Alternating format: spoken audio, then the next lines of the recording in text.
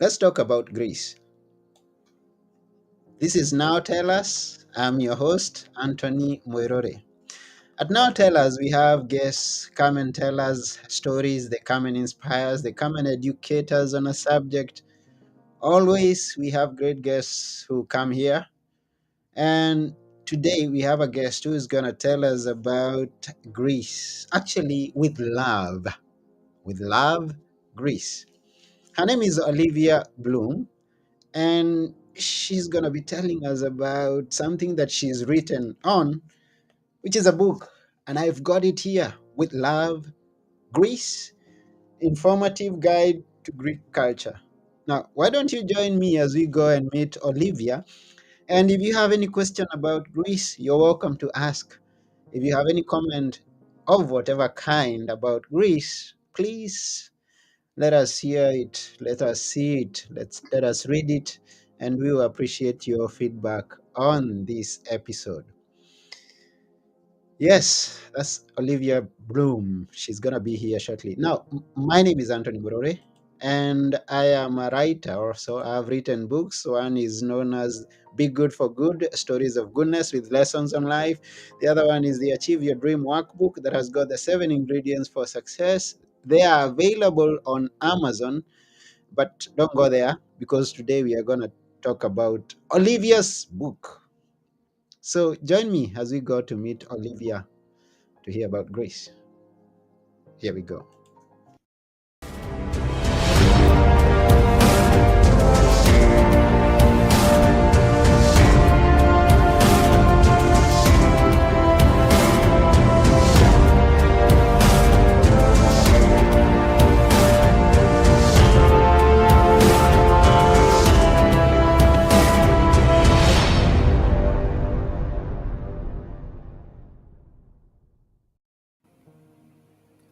Hi everyone. Hi Anthony. Hi, Olivia. How are you? Thank you. Good, and you? Yeah, I'm good. Good to see you. Good to see you too. And again, thank you for having me here on your podcast. Yes, you're most welcome. It's a pleasure to have you here. Yes, you are in Greece. I'm also in Greece, and I don't know about the area that you are. Is it raining? Because here it has been drizzling for some time today. Yeah, today was not a very great day. It was stormy. It was rained a lot. Now Yeah. not, but it was, yeah, my whole terrace was flooding. But it's okay. I mean, because it's not as cold. We are moving into spring, which is a good season. I love spring. I love seeing the flowers out there, the green uh, environment everywhere. So I'm happy. Yes, that's true. Today's first day of spring. So happy month, happy spring, Anthony, and everyone. Okay, that's good. Happy spring to each and every one of you. It's the first of the month. Okay, in Greece we say kalomina. Kalomina. Kalomina. And also, there's tradition in Greece for the first of March to start wearing armbands, white and red. Oh, I didn't know Yeah, about that. I've never noticed. now you know. So they're wearing it whole month every day without taking it off. So the people are putting this tiny armband on the wrist and Okay. wearing it without taking off until end of March.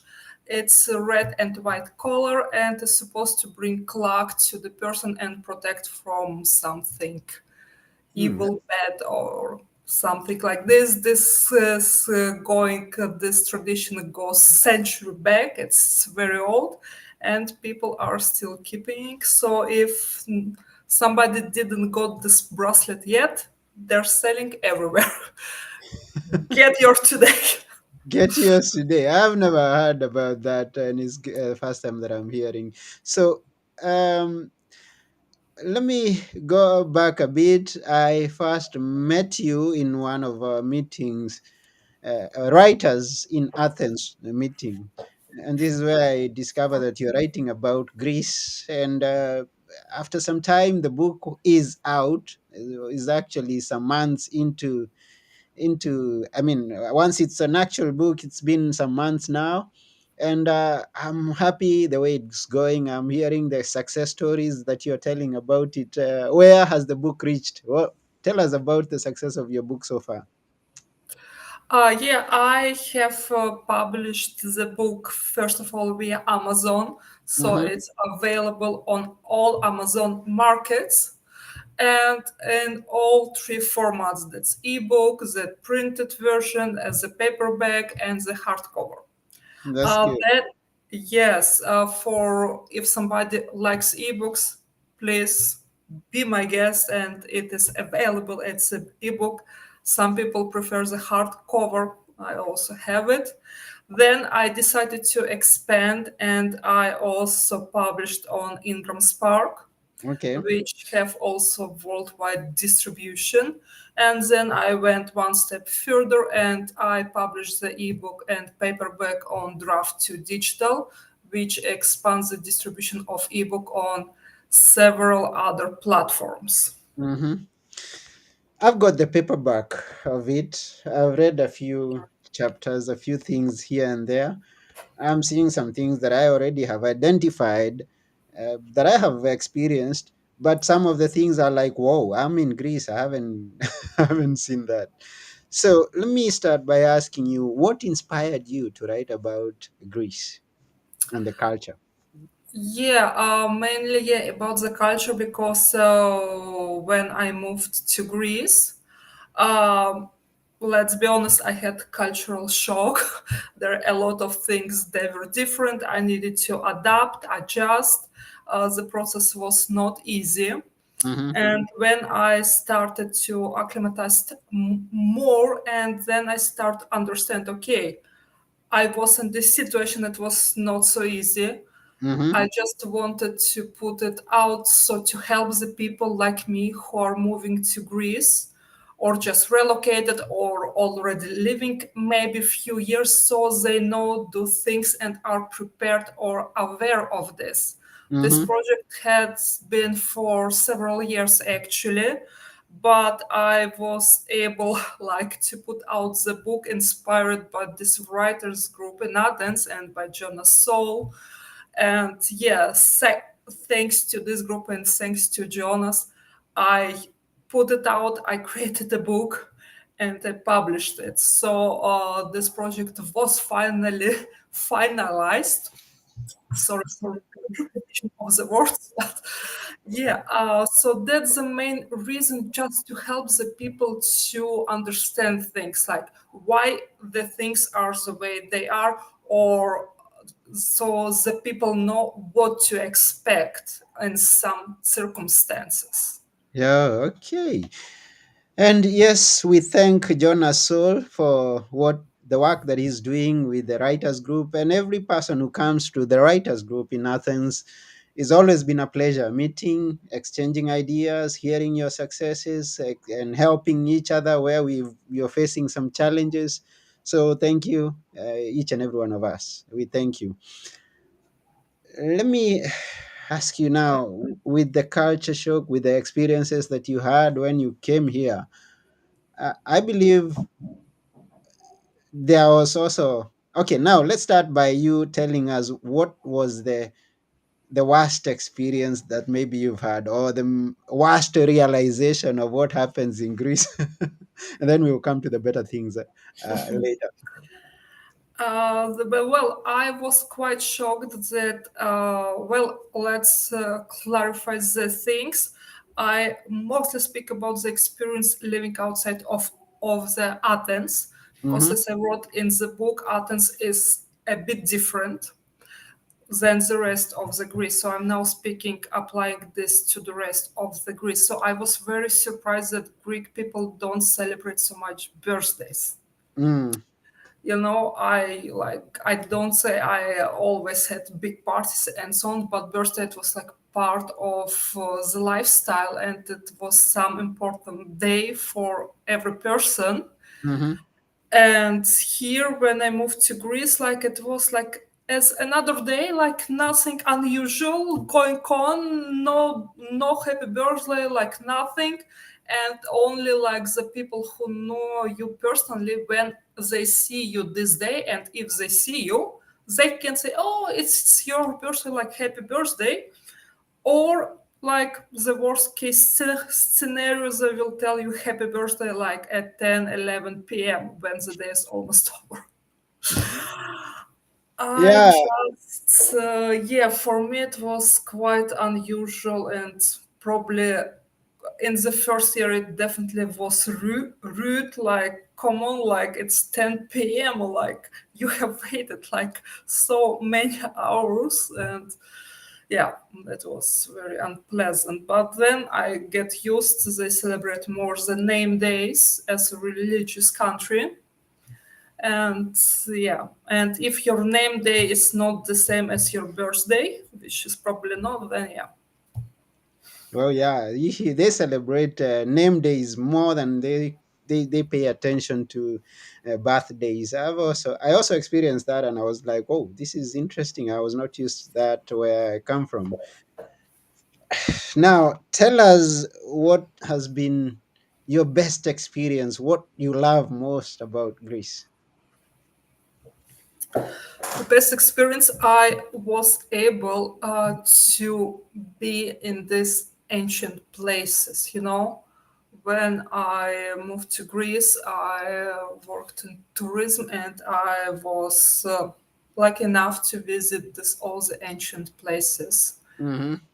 like uh, Olympia, the ancient Olympia, where the Olympic Games started, or Mykenae, this city from from Homer Mm-hmm. that he mentioned. And when you stand in Mykenae and you see and you feel this connection with old civilizations, like that's amazing feeling, because when you read this Homer in school, like you don't pay much attention, because at this age, like you just want to go through this and get the grade. Mm-hmm. But a little bit it's stuck in the mind, and then when you're there in Mykenae and you're standing and you're seeing what Homer saw 2 3 thousand years ago, Mm-hmm. that's amazing experience. Yeah. And all others, like the theater of the Epidavros, you Mm-hmm. know, Yeah. that's unique structure who no other architect in the world could duplicate it or replicate it. Mm-hmm. They tried, they failed, because Mm. you cannot replicate the nature. And this Yes. acoustic in this theater, it's amazing. Like I was like at goosebumps, like it's giving you goosebumps, Mm. really. Mm. Wow, yeah. The human, or rather the human civilization that we credit to originating in Greece, it's good once you're here and can identify or can get a closer feel of what we used to learn in school about the history. So that's a good one. Yeah, and that the history is still alive. You know, Yeah. it's not like they're in the book on the shelves. Mm-hmm. They're out. They're in Peloponnese. The history is there. Yeah, I was talking to someone today, and he, knowing that I am in Greece, was saying, "Hey, I've always been imagining yourself in covered in those clothes and deliberating issues under the Colosseum." And I'm like, Yeah. "No, no, no. We are in the modern history." But then we get an opportunity to learn about what happened several years back. So, yeah. Now, you said this book, it took you time, some good time to put it together. Tell us the other topics that you could have addressed in this book. Well, this book has 20 chapters. Okay. Every chapter has its own topic. It covers specific subject, and Mm-hmm. some of the chapters have sub chapters, which they're expanding it. Mm-hmm. So let me also grab my copy. And for example, let's quickly go. Well, it started very slow. I'm covering just some known, or maybe for some unknown, for some persons unknown facts about Greece. Then I'm going to the language, to the Greek language, quick overview what the language is, and small history, and then also explaining how it's used nowadays. And there are different topics, for example, about the homes the Greek people are living in, let's say so, or there is breakfast, the traditional Greek breakfast. Probably not everyone knows that it contains only two elements, which is coffee and cigarette. Yeah. Yeah. Yeah, so I'm covering, for example, this topic. Also, I'm speaking about time. So here, the perception of time in Greece is different, and not everything is on time. And generally, this perception of time is very irrelevant here. Okay. Yeah, there is another things like. Public transportation, for example, or driving in Mm, Greece. I also go through some ceremonies like baptism and weddings. yeah. I also go through this. I also mention the birthdays and name days, also Greek dances. Greek dances are also part of Greek culture, and through the dances the people also expressing and fulfilling the tradition. For example, at the wedding you need to dance very specific dances in very specific order.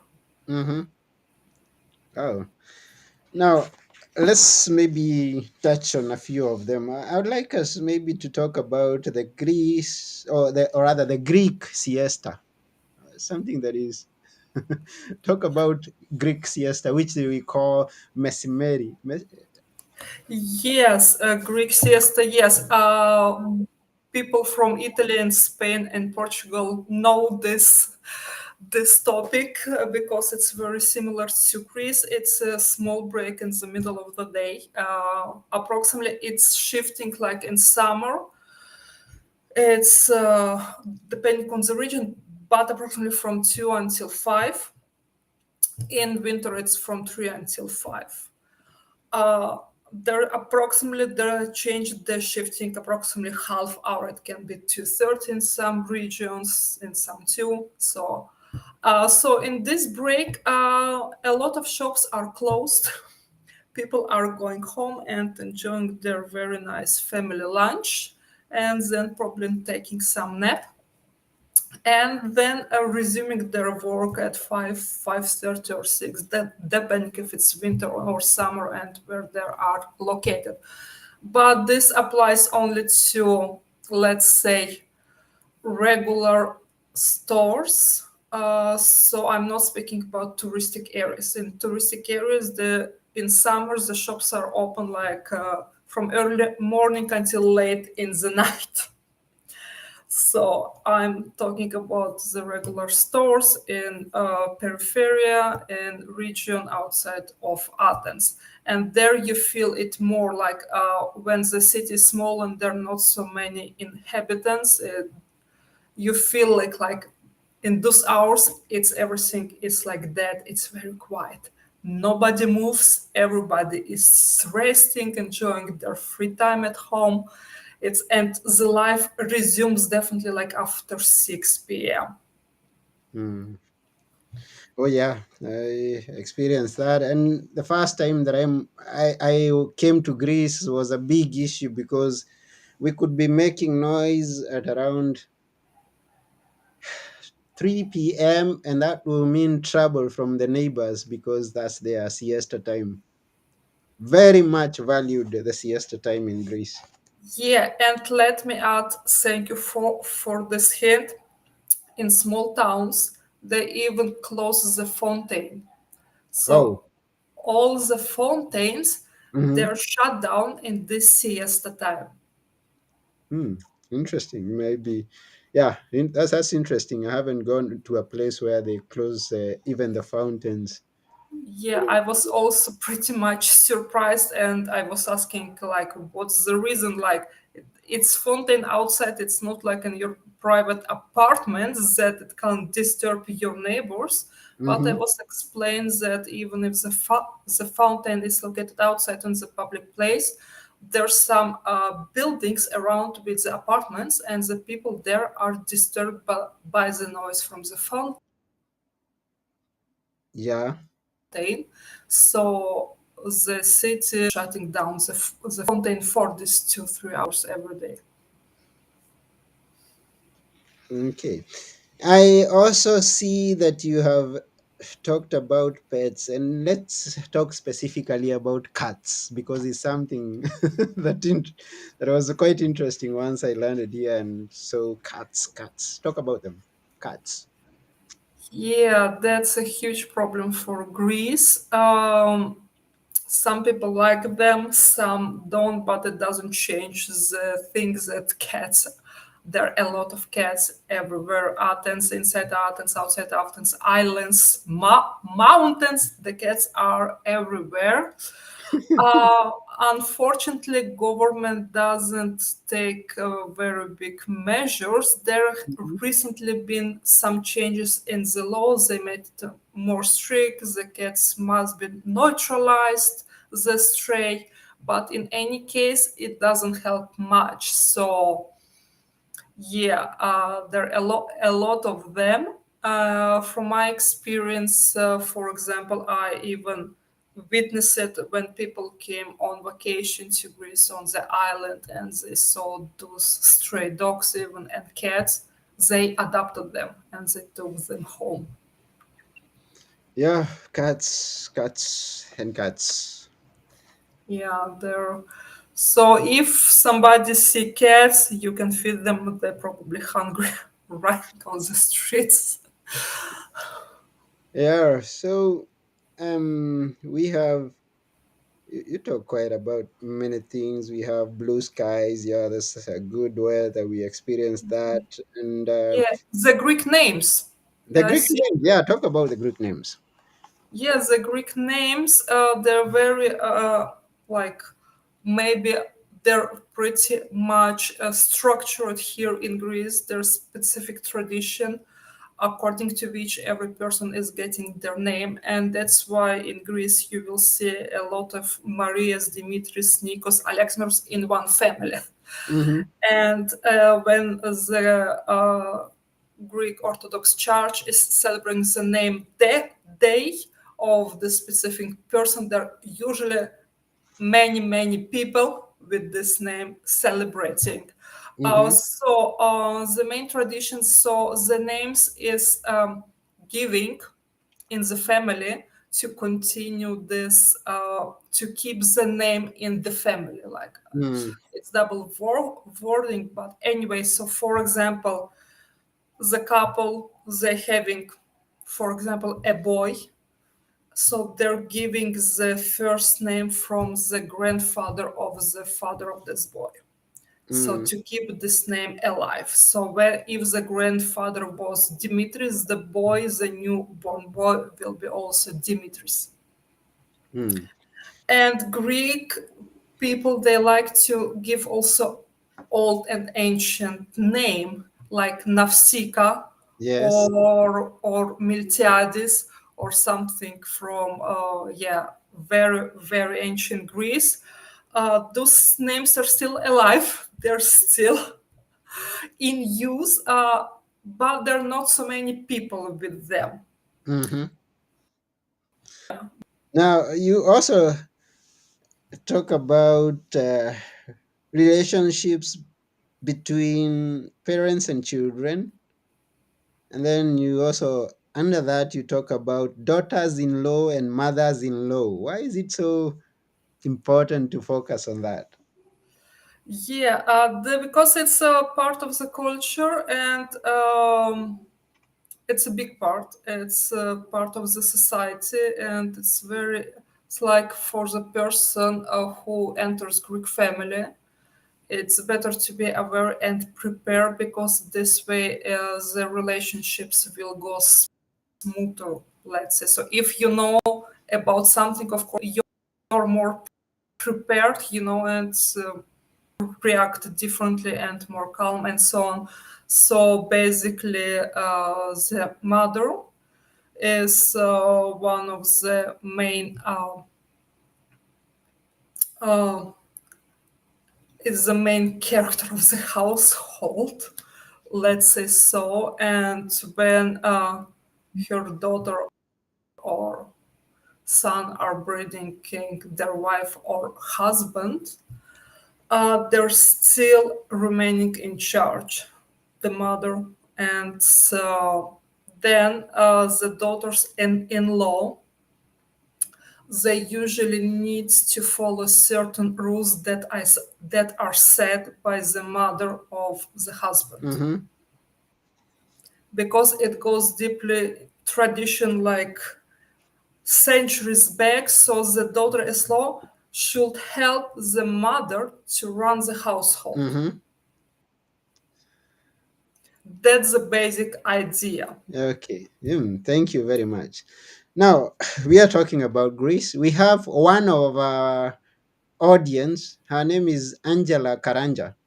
And she is excited that we are talking about Greece because that's where she wants to organize her next retreat with parents of teenagers. Tell her what to expect when she organizes. She's not in Greece, she's outside of Greece. Tell her what to expect once she comes and holds a retreat here. In summer it will be definitely very nice and very hot. But also, depending on the area where will you be, you can visit a lot of places, ancient places that maybe for teenagers, or it will be interesting to see all the things they learned in school so far, as I mentioned earlier. So they understand that like it's all real and not fake, like anything else they read in books. They might think it's ancient fiction. It's not. It's non-fiction, ancient non-fiction. And secondly, the housing where the retreat will take place, it applies to all houses in Greece, including hotels. Um, when somebody is using the restroom, the toilet paper is not flushing. Yeah, it's good for her to know that. Yeah, You don't flush toilet yeah. paper in Greece. Yes, don't I- flush. is that is Their that here? Is bins, that here? Oh yeah, yeah, it yeah. You is don't there. flush the toilet paper in Greece. You don't flush. There are everywhere bins in every restaurant and every bathroom. There are bins for the toilet And paper. that's one of the funny things So I found in Greece that we don't flush toilet paper. You yeah, put it, that's a big topic. That's a really big cultural shock as yeah. well. And you need to get used, but also get ready. There's nowhere. Every hotel, five-star hotel, six-star hotel, luxury, you don't flash. Don't flash. Yes, So the stars of the hotel don't allow you to flush the paper. yes, no It flashing doesn't toilet altogether. paper everywhere, at home, in the hotel, wherever. You just No, put it in no the way. bin. Okay, No. that was quite a shock for us. It's always quite a shock for many people. That's what we actually Yes. really call a culture shock. Culture shock. Now, I Yeah. guess now it's my thinking that Angela is looking at the islands because that's where most of the retreats are done. And maybe if Jonas Soul get to watch this is someone that you can connect with because Jonas Soul organizes retreats. He could be of great help to Angela once to plan a retreat together. That's what I suggest anyway. So you have you been to the That's islands yourself? Tell us about life in the islands, imagining that this is where Angela is looking forward to organize a retreat. Yeah, islands are great. Greek islands in summer are great. Like you're feeling that you're in the other world, like out of this, like nothing else exists except you in this Mm-hmm. presence. So islands are great choice for retreat, especially in summer, like between like end of May until middle of September, something like this. And so every island has its own atmosphere, own lifestyle, and climate as well. Mm-hmm. Generally, the islands in Greece roughly are divided into three zones: Aegean Sea, the Cyclades, and the Ionian Sea, roughly Mm-hmm. like. And all the sea have um, different type of water and weather. Like Ionian Sea is colder, so the seven islands in the Ionian Sea, they're greener, but they're also colder. The water is colder, there rains in the summer, and so on. The Cyclades, where the Santorini and Mykonos are located, among other islands, there's something in between. They're not too cold, they're not too hot, and the Aegean Sea, I will say it's the warmest one. There are barely any rains in summer between June and August. There are barely no rains, and the sea is warm.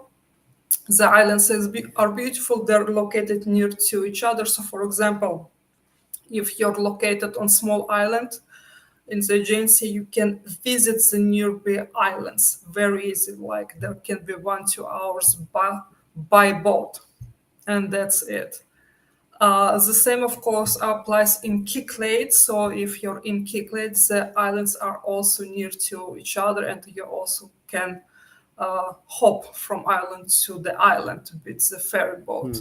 The ferry boats in summer are very frequent. There are several lines. There are different price categories, so you can find something that is suitable for you, Mm-hmm. and money wise and time wise and so on. So there are a lot of options. Yeah, and according to how you are explaining this, it's evident to us that in the preparation of this book, you've done quite some research because it's not every place that you have been to. How much research have you gone into with the history, with the environments, and how much research have you done? Just asking. Well, it's mainly from personal Okay. experience, to be honest, Mm-hmm. and from also the personal experience of living and communicating with Greek Yeah. people, because I'm also when, as I thought I moved, I had cultural shock, and I asked a question: why, like why they're closing the fountains, why I cannot flush the paper, why Dimitris is Dimitris, like why don't you give any other name, Yeah. like why Dimitris is not Oliver, Mm-hmm. for example. So, and I got answers. Okay. And those answers I put in this book. Okay. You know, I That's very good of you. So those answers are here. Now, these are answers or information that is coming from someone who came new to Greece, and so he's looking them at the with the same perspective that you would look at the environment, at the culture, at the people, how they do the things they do. Now, to those people who are outside of Greece, instead of you waiting to be here in Greece and find out about it, why don't you get this idea from someone who's been here and experienced what you would expect, so that you come here prepared? Yeah, that's what we suggest. Get that book, and the link is in the description. By the way, you can order this book from Amazon, and it be delivered to your doorstep. Wow. Thank you. Thank you, Olivia, for sharing all this that you have shared with us. Questions that many people could be asking. yeah, thank you for having me, and thank you for asking, because somebody might think it's some academic work or something. No, it's written in pretty easy language. Everybody can understand it. The book is in English. So I did my best so everybody can understand it and it will not be boring. This book is not boring, and definitely you will learn a lot of interesting things. Yes, and maybe we can have a taste of what it's. I just opened a random page and I actually learned on the topic that we've just covered. Uh, this is page 69 and it's talking about the islands with love Greece. So have a feel of how this book flows so that once you can have a look at it, you can order it and get to read. Now, while on the mainland, the key purpose of public transportation is to help the residents move around inside or outside of the city. But on the islands, the buses operate mostly for tourists. In the winter, the routes are limited, sometimes one or two buses per day, because almost everyone who resides there has a car, as in the islands. For the municipality and the bus company, it isn't worth keeping an empty bus running the route. As you can understand, the summertime, that is the tourist season, this is the major income period for the bus company and for the people who work there. That's also the reason why the ticket prices are higher on the mainland. On the islands, you buy the ticket on the bus using cash. So once you get in the bus, that's where you buy your ticket. Did you know that? Maybe you didn't. And there is a person on each bus who collects the fares. That's the conductor. Now that used to be to happen where I come from. A passenger or a conductor would take the the tickets, the fare. But when I came to the mainland of Greece, the first time I was here, I was like, oh, there's no conductor, there's only the driver.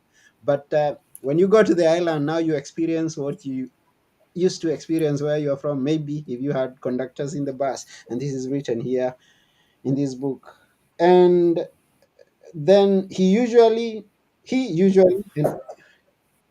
Olivia stresses this, he usually, a man, will be standing in front of the door or walking through the bus later. In the capital of the island, there is often a main bus terminal where you can buy a ticket from a kiosk. The price will be a bit lower, and most probably, you will be able to pay with a card. Yeah, so if you have a MasterCard, a Visa card, you can buy your ticket. And pay attention to the bus stops, as sometimes, in order to see a small bus stop sign, you will have to look up. They are not set at the eye level. Okay. Standing at a bus stop is not always a sign you're waiting for the bus, meaning the bus will not stop automatically. In order to stop the bus, you have to wave as if calling for the taxi. That's in the islands. Yeah, like, "Ooh." Yeah, so that's a touch of the book. That's a feel of the book. Uh, if you would want to know more, go get the book With Love, Greece by Olivia Bloom. What would you like to say before we sign off? Yeah, I would invite everybody to Greece to come on holidays here. It's a great place, and to get prepared with few things like Anthony now covered, you can find it here. Even for holidays, this book is great because it's anyway it covers some topic that might help you to navigate your holidays with less stress. But if you're planning to move to Greece, I will say this is your to-go book because it will definitely help you acclimatize in Greece better to adjust faster. Okay. Thank you very much, Olivia. We appreciate. Thank you, Anthony, for having me and for the questions from the audience. And it was a pleasure to talk about Greece and to share my experiences. Okay. Yeah, thank you. Thank you, the audience. Thank you, everyone. This has been Now Tell Us. I have been your host, Anthony Moirore. And with love, Greece, our wonderful guest today has been Olivia Bloom. And until next time, we're saying bye for now. Bye bye. Bye.